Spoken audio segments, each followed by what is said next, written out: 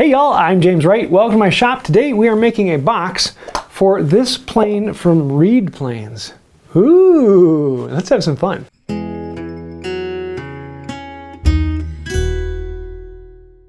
So this little plane has been in the making for over 40 years. It was the last of Reed Planes' stock, and now it is the first of his new stock. And so I'm loving this little thing, but we're gonna be making a box to show this off, and then we're gonna raffle the whole thing off. So if you want to own this, we'll have more information at the end. Let's dive in.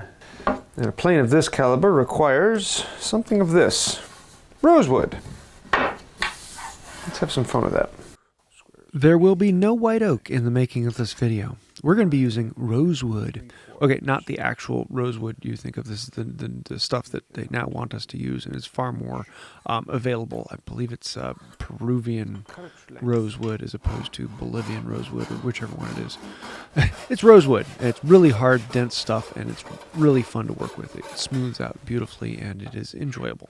We're going to make the base out of this, and I want it to be larger than the plane, big enough so when the case comes over it, it will actually fit into it. So I'm going to be making it about 3/8 of an inch larger than the plane in each dimension. So I need to figure out exactly how wide the plane is and then add 3/8 to both sides, or 3/4, 3/4.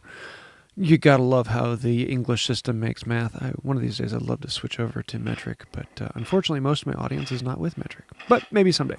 So let's cut this block down and rip it. And the rosewood, I was very surprised with how well it actually rips. It is a very hard wood, but it works relatively well.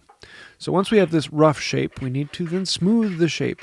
We're going to do most of the smoothing at the end, but usually want to get it close to where you want and leave just a little bit more on there.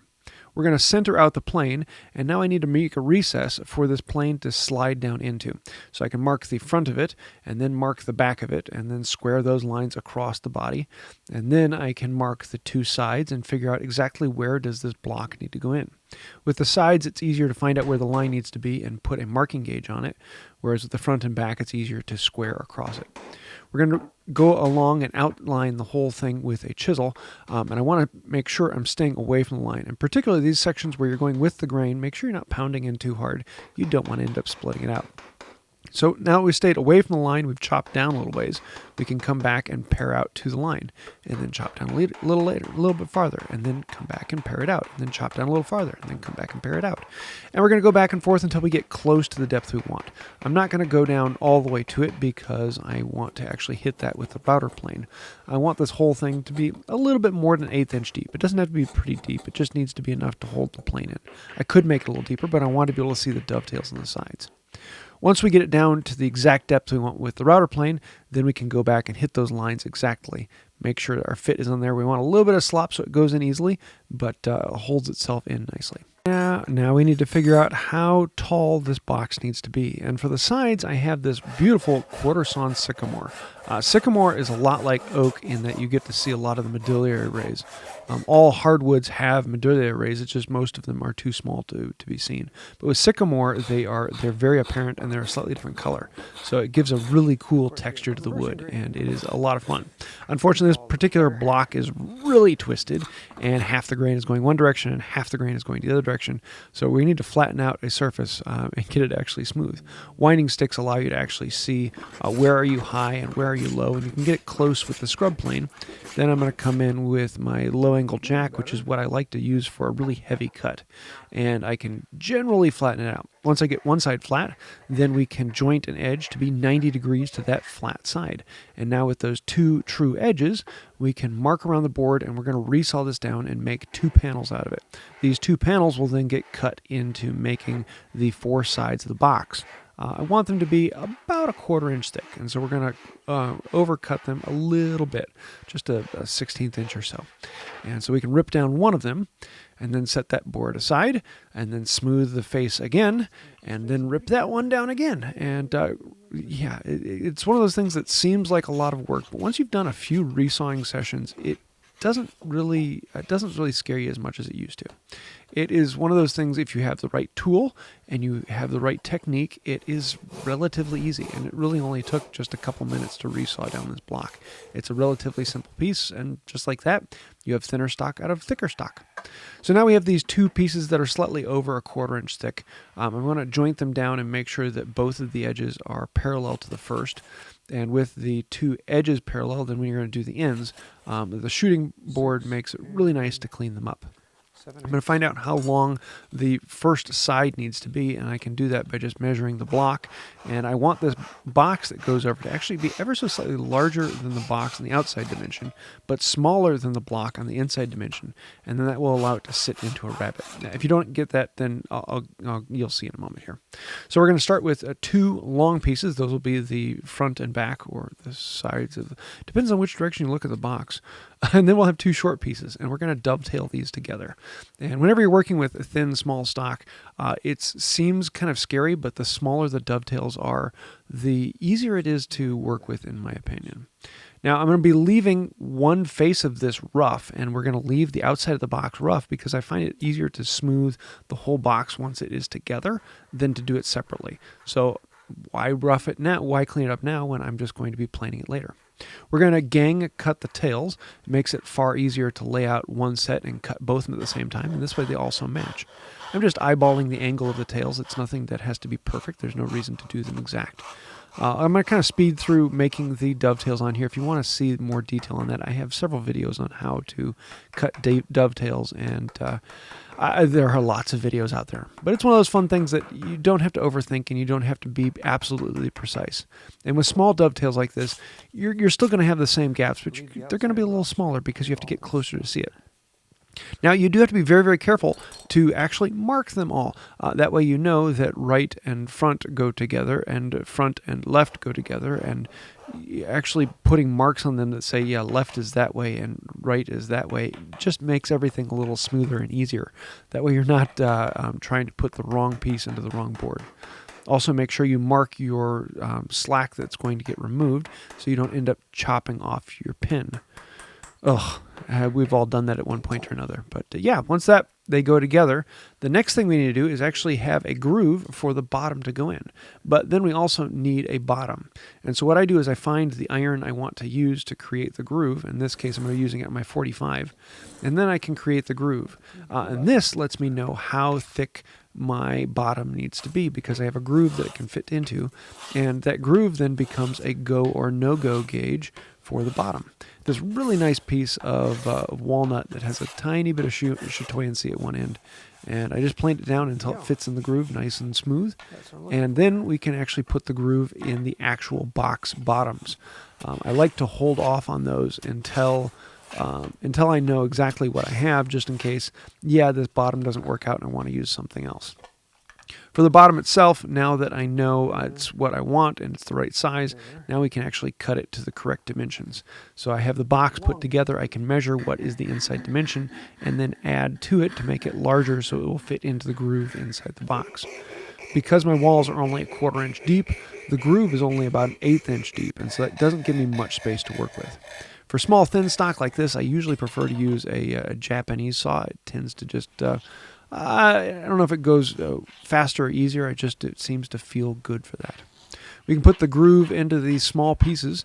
I'm putting it in just a little bit less than 1/4 inch down from the top. And this is, we're actually making a drawer bottom in the top of the box. And so terminology gets a little confusing. But that's how it all goes together. The pieces slide in and we're ready to work on it. Now, before we actually glue it together, we need to make sure that the top is done and complete because we're not going to be able to scrape and do much to it because it'll be inset. We will be doing some carving and other things in it later, but I want to make sure it's cleaned up and we get rid of any tear out in there to begin with. For the glue up on this, I'm actually using 5-minute epoxy because I had to get this all done in one day. Otherwise, I probably would have used just regular wood glue and let it sit overnight. But 5-minute epoxy and something like this works really well because there's not going to be a lot of stresses in this, and it will hold very, very well. And it allows you to glue it together, step into something else, come back 5 minutes later, and you're good to go. It's one of those things where you can use just about any glue you want to on something small like this. It's very forgiving and very easy to work with. So we're going to clamp this all into place, make sure that all the joints are squeezed nice and clean, and then set it aside for the requisite amount of time for the glue to cure, which is pretty quick. And so just like that, we can take the clamps off. Now, I also have the holes from the grooves in this, and I wanted to fill those. So I have these leftover blocks from cutting the dovetails, and I'm just going to trim them down with a chisel until they're just about the right size, and then drive them in. And everything is all in the clamp up. There's still a little bit of wet epoxy in there, and it works out really well. They'll be left a little long so that we can trim them off and smooth them up. Now remember, we left the outside face of all of these rough so that I can come back through and plane them. I'm going to plane in towards the middle of the board on each side, and that way I can do any of the tails and pins that are sticking up higher. Make sure we clean it all up, smooth it, and we've got a nice looking box. I want to do some carving on the side of this because it is a nice plane we're going to be holding in here, so we're going to have a nice bit of carving on here. And I find that adding this little bit of carving just adds so much to the piece rather than a blank. And especially with this quarter-sawn sycamore, you start to see these rays popping through the depths as you cut it, and it really pops out well with the carving on here. And this type of work, it only takes 5-6 minutes to carve either side. And I love it. Once you learn how to do it, it's really, really simple. And anyone can do this surface carving. Next, we need to figure out how far in we need to cut a rabbet on this bottom block. And so the box will actually sit in this rabbet and just rest in there. To cut the rabbet in, I could have come in with a rabbet plane and cut it down, but I actually generally prefer to saw cut the rabbet. You cut in from one side, you cut in from the other side, and little pieces removed. You can come in with a chisel and smooth and scrape down into the corner, and you've got yourself a box. You can see how this will just pop down into that rabbet and holds on nicely. At this point, it's basically done, but we need to do a lot more little details on it. We're going to add chamfers to everything. We're going to come in with a card scraper and smooth and detail, and just clean up anything that isn't quite right. Especially in those rabbets, you can use the corner of the card scraper and clean them up nicely. Put a little chamfer on all of the corners, make sure that there isn't any issue. You can come in with some sandpaper and sand it, and that will make it very obvious where you have some issues. And then I can come in and scrape it and clean it a little bit more. I usually like to hit it with 400 grit sandpaper after I've planed it, just so that it has something more for the oil to soak down into. The dust kind of soaks it in a little farther. On the top of this, I want to carve in reed, and I was thinking I would do that initially before gluing the box up, but I thought I'd rather mess with it later. So I'm going to use a little bit of transfer paper. You put some carbon paper underneath, and you can trace out the emblem on there, and when you remove it, you've got the carbon transfer on there. For small detailed things, it works better if you use like a ballpoint pen or something of that nature to do the transfer, and it's not my absolute preferred way to do it, but it is very, very good anytime you don't want to glue anything to it or you don't want to mar up the surface. It works very, very well for that. So there is the box. Now we need to finish it, and we're going to do the boiled linseed oil and paste wax. Put the boiled linseed oil, let it soak up as much as it wants, and then just let it sit, and then we'll come back, wipe off the excess, apply the paste wax, polish that off, and there you go. That's all it needs. It doesn't need a whole lot of protection. It just needs enough to bring out that wood. And man, those medullary arrays really, really pop on this. I love how this came out, and it seems to work really well to hold this. So if you want to win this, there'll be some information coming up, but someone is going to be happy. Happy. So there you have it, a display box for the first of the new reed planes. This one actually took over 30 years to make because he started it back when he used to make planes in the 80s and finally finished it. So to celebrate, Jeff is actually going to be auctioning this one off, and I made the box to go with it so you can have this if you win. So if you want to buy a ticket, I'll have links to those down in the description below. It is really kind of cool and is a fun story for this. If you want to see more about it, we did a live this last Tuesday where we actually talked through what is the specifics on this plane and some of the things coming out from reed planes. So if you want to see that, I'll leave a link to that as well down there. Really kind of cool and a lot of fun. So this was a fun idea to try something a little bit different. In this case, I wanted something that you would display it, and that way you could show it off or keep it protected or go ahead and use it. So I hope you like this project. It was a fun one for me. All told, this project took me about 3 hours to make. So it's not a terribly difficult one. It's one you can kind of play with yourself. I love making a captured panel box because they are relatively easy, and with a base that just locks onto it, I like that. So I hope you do as well. If you have any other questions, comments, ideas, let me know in the comments down below. Or if you would like to win the Reed Planes and box, then go to the description down below and you'll see the link for that. So I hope you like that. Anytime you do, hit like, comment, share, subscribe. You do help out the channel. Thank you. That means more than I can say, because without you guys, we wouldn't be here. As case in point, all of these names over here, those are patrons on Patreon.